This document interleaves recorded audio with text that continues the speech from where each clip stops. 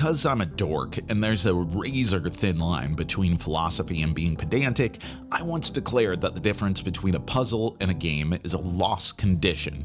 And I still think that's a pretty good sentiment, but as time goes on, I find the boundaries in this hobby are more fluid and, more to the point, less important than I once gave them credit.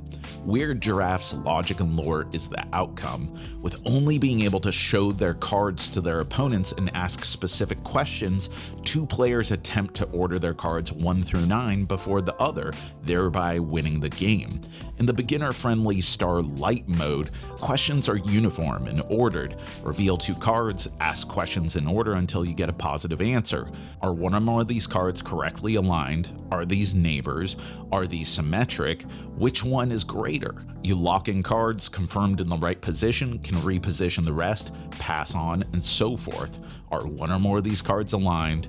Are they neighbors? Are these symmetric? Which one is greater?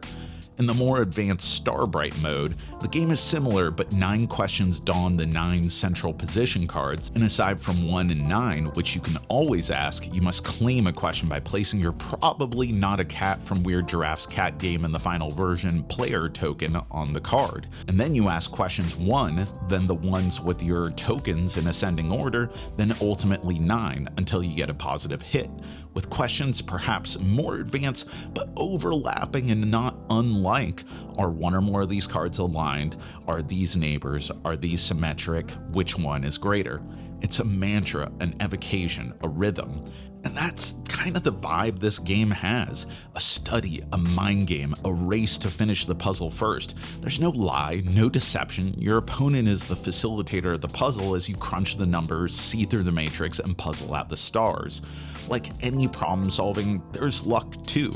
While all have utility, when jockeying for divination tools in Starbright, which really feels like the true measure of the game, some questions are just more broadly useful than others, but the pure chaos of chance and a lucky bit of improbable specificity on a well-timed question will sometimes work, adding a squishiness to what is otherwise a fully analytical experience.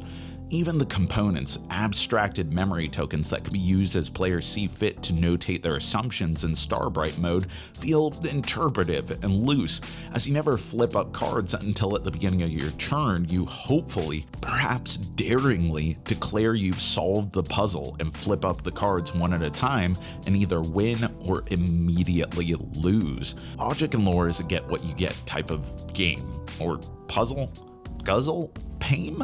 It's exceptionally well designed to execute on what it's going for, which will either be a competitive logic puzzle that will tickle your intuition and analytical fancy, or an abstraction clinging to the barest whisper of gratifying gaming substance. Though, if I've learned anything, unlike the cards that you have to align, a game can be 2 things at once, and perhaps anything between.